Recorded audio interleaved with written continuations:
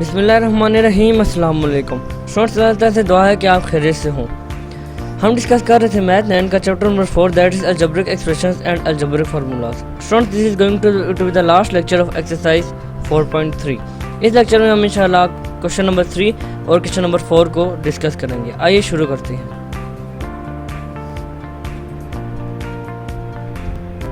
Students, पिछले lectures में मैंने आपको ये बात बताई थी कि सर्ट्स को हम मल्टीप्लाई भी कर सकते हैं, डिवाइड भी कर सकते हैं, इवन हम सर्ट्स को सब्ट्रैक्ट और ऐड भी कर सकते हैं।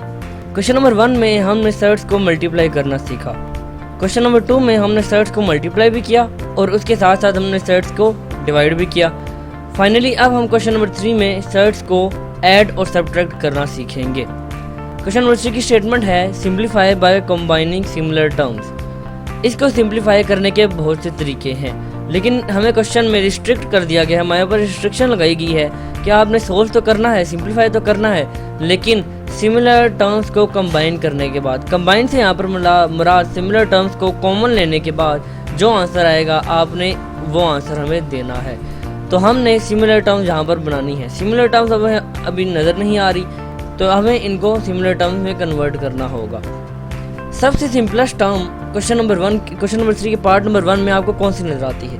√45 - 320 + 405। इन तीनों में से सबसे सिंपलेस्ट फॉर्म कौन सी है? जी आप फ़ौरन कहेंगे कि सबसे सिंपलेस्ट फॉर्म जो हमें नज़र आती है वो 4√5 है। ठीक, बिल्कुल सही, सबसे सिंपलेस्ट फॉर्म यही है, यानी √5। अब और अगर दो अंडर को देखो तो √45 भी है, √20 भी है। सबसे सिंपलेस्ट फॉर्म अंडर में अगर देखा जाए तो √5 ही है। अब अगर आप देखें तो 45 भी 5 के टेबल में आता है, 20 भी 5 के टेबल में आता है। तो हमने √45 यानी 45 को 5 के टेबल से ब्रेक करना है, यानी 5 9 दा 45। 45 की जगह हम लिखेंगे 5 × 9। सिमिलरली 20 भी 5 के टेबल में आता है और 25 4 दा 20 होता है, तो 20 की जगह हम लिखेंगे 5 × 4। तो पहला स्टेप हमारा कुछ इस तरह से हो गया। अब आप देख रहे हैं यहाँ पर कि 9 और 4 ये किसी के स्क्वायर होते हैं। 9 होता है 3 का स्क्वायर और 4 होता है 2 का स्क्वायर। तो 9 की जगह 3 का स्क्वायर और 4 की जगह 2 का स्क्वायर। नेक्स्ट हमारा स्टेप ये हो गया। क्वेश्चन नंबर 2 में हमने ये प्रॉपर्टी पढ़ी थी रेडिकल की, क्योंकि ये रेडिकल फॉर्म है। रेडिकल फॉर्म से मुराद जहाँ पर अंडर आ जाए वो रेडिकल फॉर्म कहलाती है, और अंडर के साइन को हम बोलते हैं रेडिकल साइन। तो ये रेडिकल फॉर्म है। हमने क्वेश्चन चैप्टर नंबर 2 में रेडिकल की जो हमने प्रॉपर्टीज पढ़ी थी उसमें हमने पढ़ा था कि अगर अंडर रूट के अंदर दो नंबर्स मल्टीप्लाई हो रहे हो तो अंडर रूट दोनों नंबर्स पर अलग अलग अप्लाई होता है। तो यहाँ पर अंडर रूट दोनों नंबर्स पर अलग अलग अप्लाई होगा। अंडर रूट 3 स्क्वायर पर अलग, अंडर रूट 5 अलग, सिमिलरली अंडर रूट 2 स्क्वायर अलग और अंडर रूट 5 अलग, और दरमियान में मल्टीप्लिकेशन का साइन कुछ इस तरह से। अब आप जहाँ पर देख रहे हैं कि 3 का स्क्वायर और अंडर रूट की वैल्यू होती है 1/2, तो 1/2 × 2 आंसर 1 बच गया, यानी ये स्क्वायर अंडर रूट से कट जाएगा। सिमिलरली 2 का स्क्वायर अंडर रूट है तो ये स्क्वायर भी अंडर रूट से कट जाएगा। हमारे पास बचेगा 3 √ 5 माइनस, अब यहाँ पर 2 बचेगा क्योंकि स्क्वायर तो कट गया। यहाँ पर 3 भी है तो 2 3 6 हो जाएगा। यहाँ पर 3 √ 5, यहाँ पर -6 √ 5, यहाँ पर +4 √ 5, कुछ इस तरह से। अब आप यहाँ पर देख रहे हैं कि अंडर रूट 5 3 टाइम्स रिपीट हो रहा है। क्वेश्चन में हमें लिखा है कंबाइनिंग सिमिलर टर्म्स। कंबाइनिंग से मुराद कॉमन लेना। जहाँ पर साफ नज़र आ रहा है कि अंडर रूट 5 कॉमन आता है तो अंडर रूट 5 हम यहाँ पर कॉमन लेंगे। जैसे ही अंडर रूट 5 कॉमन लिया, अंदर बच गया 3 - 6 + 4। 3 - 6 आ जाएगा -3, क्योंकि माइनस का साइन ग्रेटर वाली के साथ है। 6 इज़ ग्रेटर देन 3 के साथ नहीं है, इस वजह से 6 - 3 3 आएगा और -3 साथ आ जाएगा। -3 + 4 आंसर आएगा 1, क्योंकि इस दफ़ा ग्रेटर साइन +4 के साथ है। 4 ग्रेटर है तो 1 आंसर आएगा। 3 - 6 इज -3, -3 + 4 इज 1। 1 अंडर रूट 5 से जब मल्टीप्लाई होगा तो हमारा आंसर आ जाएगा अंडर रूट 5। ये हमारा सिंपलेस्ट आंसर है कंबाइनिंग सिमिलर टर्म्स। आइए मूव करते हैं इसके नेक्स्ट पार्ट की जानिब। Students, this is part number 2 of question number 3। ये पार्ट भी पार्ट नंबर 1 की तरह बिल्कुल सेम ही है। फ़र्क सिर्फ इतना है कि इस दफ़ा हमें एक टर्म एक्स्ट्रा दे दी गई है। कोई मुश्किल बात नहीं। स्टेटमेंट वही है, यानी हमने सिमिलर टर्म्स को कंबाइन करना है, यानी हमने सिमिलर टर्म्स को कॉमन लेना है। पहला अगर आप देखें तो 4√12 प्लस 527 माइनस 375 प्लस √300। अब जहाँ पर कोई भी सिंपलेस्ट टर्म नहीं है, जैसे पार्ट नंबर 1 में √5 जो थी वो सबसे ज़्यादा सिंपलेस्ट टर्म थी, लेकिन यहाँ पर कोई भी टर्म ऐसी नहीं है, क्योंकि √12 को भी हम 2 हिस्सों में ब्रेक कर सकते हैं। इसी तरह 27, 75 और 300 को भी हम 2 हिस्सों में ब्रेक कर सकते हैं। अब हमने यहाँ पर करना ये है, हमने इनको इस तरह ब्रेक करना है, इन चारों अंडर में जो रेडिकेंड हमें गिवन है, हमने इसको इस तरह ब्रेक करना है कि कोई ना कोई एक टर्म हमारे पास कॉमन आती हो। जैसे 12 को ब्रेक करते हैं, अब 12 2 के टेबल में भी आता है, 3 के टेबल में भी आता है, 4 के टेबल में भी आता है, इवन 6 के टेबल में भी आता है। तो हम देखते हैं 2 6 12, पहले इसको लेके चलते हैं। 2 6 12, ठीक है, यहाँ पर एक 2 आ रहा है और एक 6 आ रहा है 12 की जगह। नेक्स्ट चलते हैं 27 पे, लेकिन 27 ना 2 के टेबल में आता है ना 6 के टेबल में आता है, यानी हम 12 को 2 और 6 में ब्रेक नहीं कर सकते, ये हो गया गलत। नेक्स्ट अगर हम देखें तो आता है 3 4 12, ये एक और टर्म हमारे पास बन रही है 3 4 12, 3 4 12। अब ये ठीक है, अब 27 को देखें तो 27 भी 3 के टेबल में आता है, 3 9 27, 12 3 4 12 और 27 3 9 27, दोनों में 3 3 कॉमन आ रहा है। नेक्स्ट चलते हैं 75, जस्ट 75 भी 3 के टेबल में आता है। मैंने आपको ट्रिक बताई थी 3 के टेबल में कैसे कि 75 7 + 5 अगर आप करें तो 12 आता है, 12 3 के टेबल में आते हैं, यानी 75 भी 3 के टेबल में आता है। 75 3 25 था 75, यानी अगेन 3 हमारे पास कॉमन आ रहा है। और अगर 300 को हम ब्रेक करें तो 100 × 3 = 300, ये भी हमारे पास आ रहा है। यानी अगर हम इन चारों टर्म को 3 के टेबल से 3 के मल्टीपल से मल्टीप्लाई करें तो हमारे पास ये नंबर आते हैं, यानी इन सब में से हम 3 को कॉमन ले सकते हैं। तो मैं इन सब को कुछ इस तरह से ब्रेक करूँगा। 4 3 12, 9 3 27, 25 × 3 = 75 and 100 × 3 is 300। अब अगेन जैसे पार्ट नंबर 1 में हमने देखा 4 2 का स्क्वायर है, सिमिलरली 9 3 का स्क्वायर है, 25 यहाँ पर 5 का स्क्वायर आ रहा है, 100 10 का स्क्वायर आ रहा है। तो इन सब को हम स्क्वायर्स की फॉर्म में लिखेंगे। ये मैंने इन सब को लिख दिया स्क्वायर्स की फॉर्म में। अगर आप देखें तो मैंने पहले भी आपको बताया कि हमने एक प्रॉपर्टी पढ़ी थी चैप्टर नंबर 2 में रेडिकल फॉर्म की, कि अगर रेडिकल फॉर्म के अंदर 2 नंबर्स मल्टीप्लाई हो रहे हो तो अंडर रूट का साइन अलग अलग दोनों पर अप्लाई होता है। तो अंडर रूट का साइन 2 स्क्वायर पर अलग, 3 पे अलग, 3 स्क्वायर पे अलग, 3 पे अलग, अप टू सोन इस तरह ही चलता चला जाएगा कुछ इस तरह से। अब आप यहाँ पर देख सकते हैं कि 2 का स्क्वायर अंडर रूट से कट रहा है, सिमिलरली 3 का स्क्वायर भी अंडर रूट से कट रहा है, बिल्कुल इसी तरह 5 का स्क्वायर भी अंडर रूट से कट रहा है और 10 का स्क्वायर भी अंडर रूट से कट रहा है। यहाँ पर जब 2 का स्क्वायर अंडर रूट से कटेगा तो खाली 2 बचेगा, वो 2 इस 4 से मल्टीप्लाई होगा, यानी यहाँ पर 8 अंडर रूट 3 बच जाएगा। यहाँ पर 3 का स्क्वायर अंडर रूट से कटेगा, यहाँ पर 3 बच जाएगा, 3 5 से मल्टीप्लाई होगा, 15 अंडर रूट 3 बचेगा। यहाँ पर 5 का स्क्वायर अगेन अंडर रूट से कैंसिल हो जाएगा, 5 3 सा 15 हो जाएगा और अंडर रूट 3 ऐसे ही बच जाएगा। यहाँ पर 10 का जो स्क्वायर है, स्क्वायर अगेन अंडर रूट से कट जाएगा और 10 के साथ अभी कोई मल्टीप्लाई नहीं हो रहा नंबर, तो 10 अंडर रूट 3 हमारे पास खाली यही बचेगा। तो नेक्स्ट हमारी सिम्प्लिफिकेशन कुछ इस तरह से हो जाएगी। अब आप यहाँ पर देख रहे हैं कि ये 15 अंडर रूट 3 प्लस में है और ये 15 अंडर रूट 3 माइनस में है, तो ये दोनों हो जाएंगे कैंसिल। इन दोनों को हम कैंसिल करते हैं, हमारे पास बच जाएगा 8 under root 3 plus 10 under root 3। अब यहाँ पर अंडर रूट 3 को हम कॉमन ले लेते हैं 8 अंडर रूट 3 में से, और 10 अंडर रूट 3 में से जैसे ही कॉमन लिया तो अंदर बच गया 8 प्लस 10, 8 प्लस 10 बच गया 15 और 15 यहाँ से कट गया, 8 प्लस 10 हमारे पास 18 आ गया और 18 अंडर रूट 3 हमारा रिक्वायर्ड आंसर भी है। स्टूडेंट्स आइए मूव करते हैं इसके नेक्स्ट पार्ट की जाने। Students this is part number 3 of question number 3। ये पार्ट बहुत ही सिंपल पार्ट है, जहाँ पर पहले से ही हमें एक अंडर रूट 3 कॉमन लेके दिया गया है, under root 3 into 2 under root 3 plus 3 under root 3। अब आप यहाँ पर देख रहे हैं कि अंडर रूट 3 एक पहले से कॉमन लिया गया है, अब 2 अंडर रूट 3 और प्लस 3 अंडर रूट 3, इन दोनों में से क्या कुछ कॉमन आता है?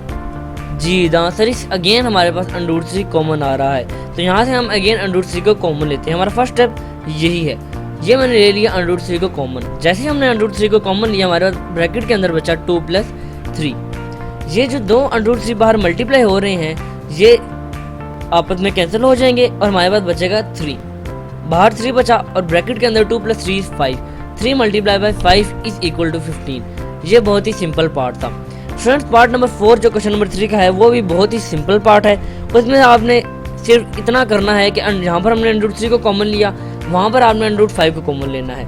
जैसे ही आप √5 को कॉमन लेंगे ब्रैकेट के अंदर 6 - 3 बच जाएगा। 6 - 3 3 होगा और वो 3 2 से मल्टीप्लाई होकर 2 3 6 √5 हमारा आंसर आ जाएगा। तो वो आपके लिए होमवर्क है। मैं मूव करता हूँ क्वेश्चन नंबर 4 की जानिब। Student this is last question of 4.3। 4.3 के एक्सरसाइज के क्वेश्चन नंबर 1 में मैं पहले भी आपको बता चुका, हमने सेट्स को मल्टीप्लाई किया, फिर क्वेश्चन नंबर 2 में मल्टीप्लाई डिवाइड किया, क्वेश्चन नंबर 3 में अभी हमने देखा कि सेट्स को हमने सिर्फ ऐड और सब्ट्रैक्ट किया। अब हम क्वेश्चन नंबर 4 में सेट्स के ऐड और सब्ट्रैक्ट करने के साथ इनको मल्टीप्लाई भी करना सीखेंगे। वैसे ये क्वेश्चन आप देखते साथ समझते हो आप गए होंगे कि ये क्वेश्चन किसी फार्मूला से रिलेट करता है। अगर आपने 4.3 एक्सरसाइज अच्छे तरीके से समझी है तो ये क्वेश्चन करवाने की वैसे ज़रूरत तो नहीं, लेकिन मैं आपको फिर भी करवा देता हूँ। यहाँ पर आप देख रहे हैं कि 3 + √3 और 3 - √3 टर्म सेम है। एक दफ़ा प्लस का साइन यूज़ हो रहा है और एक दफ़ा माइनस का साइन यूज़ हो रहा है। अगर आप ज़रा अपने दिमाग पर जोर डालें तो आपको मालूम होगा ये वही वाला फार्मूला है, यानी a² - b² = a + b × a - b। हमें इस फार्मूला की ओपन फॉर्म गिवन है, यानी a + b और a - b वाली फॉर्म हमें गिवन है।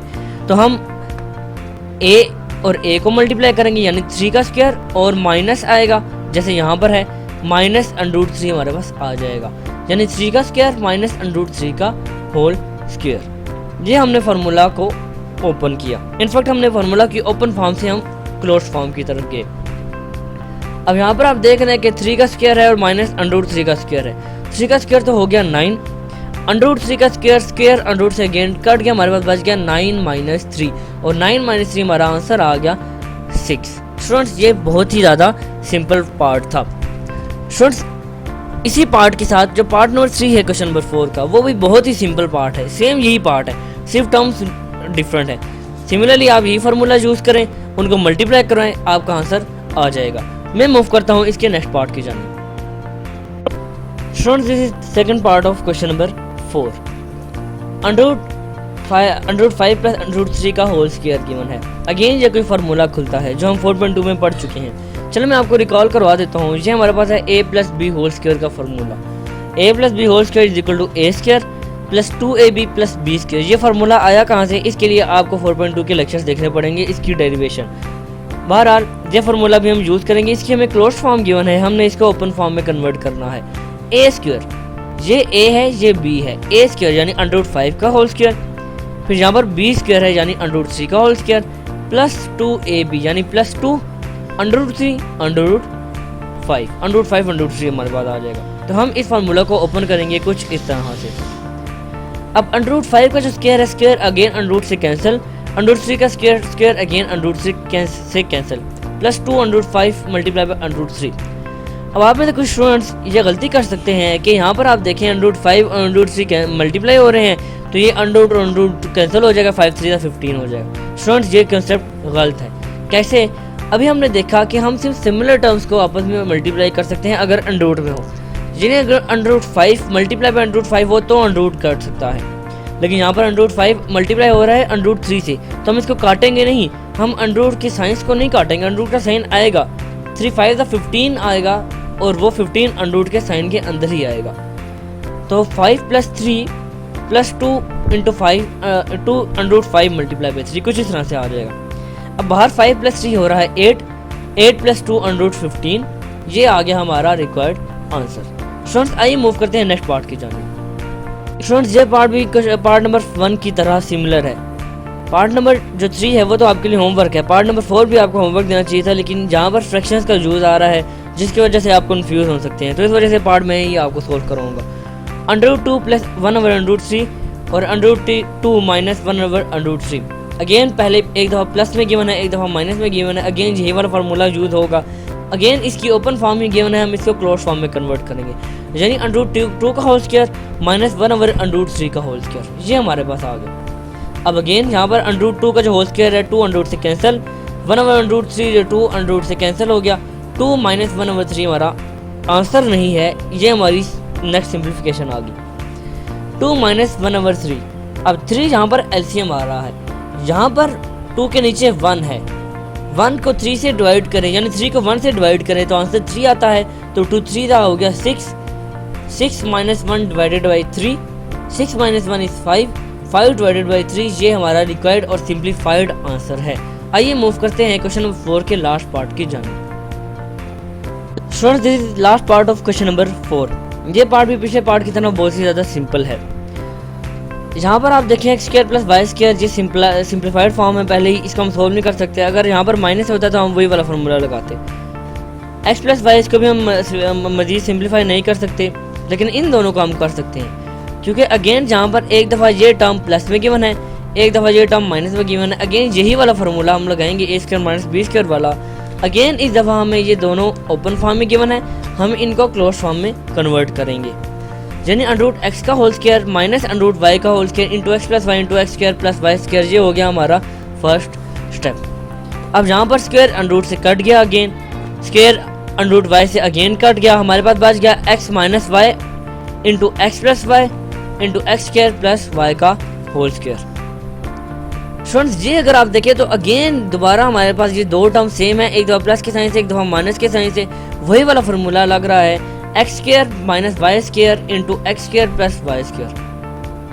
अब अगर आप देखें तो अगेन वही वाला फार्मूला लग रहा है, x² y², एक दफ़ा माइनस में एक दफ़ा प्लस में, ये दोनों मल्टीप्लाई होंगे। x की पावर जहाँ पर 2 है वहाँ पर भी 2 है, 2 × 4, और y की पावर भी 2 × 4, x power 4 minus y power 4, ये हमारा सिंप्लीफाइड और रिक्वायर्ड आंसर भी है। स्टूडेंट्स, आज का ये लेक्चर यहीं पर ही इख्तिताम को पहुंचता है। इस लेक्चर में मैंने आपको 2 पार्ट सोल्व करने के लिए होमवर्क में दिए, क्वेश्चन नंबर 3 का पार्ट नंबर 4 और क्वेश्चन नंबर 4 का पार्ट नंबर 2। याद रखिएगा, self done is well done. Students, इसी लेक्चर के साथ हमारे एक्सरसाइज 4.3 का भी यहाँ पर इख्तिताम होता है। इंशाल्लाह नेक्स्ट लेक्चर में हम एक्सरसाइज 4.4 को स्टार्ट करेंगे, उससे मजीद रेलिवेंट कॉन्सेप्ट्स और उससे रेलिवेंट प्रॉब्लम्स को भी सोल्व करेंगे। थैंक यू एंड अल्लाह हाफिज़।